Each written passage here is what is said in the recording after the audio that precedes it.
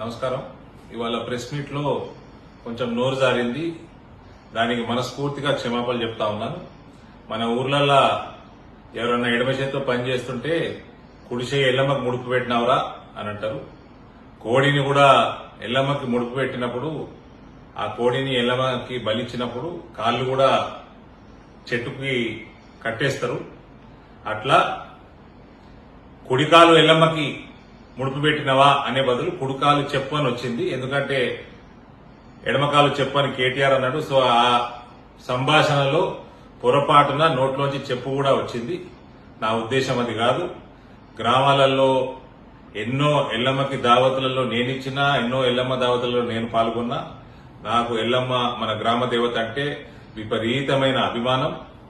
దయచేసి అట్టి పదం వాడినందుకు నన్ను క్షమించండి. రానున్న కాలంలో ఇటువంటి తప్పులు జరగకుండా చూసుకుంటాను. ప్రతి ఒక్కరికి, ఎవరికైతే ప్రతి హిందూ సోదర సోదరి మనకి అందరికి కూడా మనస్ఫూర్తిగా క్షమాపణ కోరుతాను. హాయ్ ఫ్రెండ్స్, మా టుడే టుమారో యూట్యూబ్ ఛానల్ చూస్తున్నందుకు చాలా థ్యాంక్స్. మరిన్ని లేటెస్ట్ వీడియోస్ కోసం వెంటనే సబ్స్క్రైబ్ చేయండి. అలాగే ఈ బెల్ ని కూడా రింగ్ చేసేయండి. మా నోటిఫికేషన్స్ అన్ని మీ మొబైల్లో వస్తాయి. అలాగే మా వీడియోస్ మీకు నచ్చితే లైక్ చేయండి, షేర్ చేయండి, నచ్చకపోతే కామెంట్ చేయండి.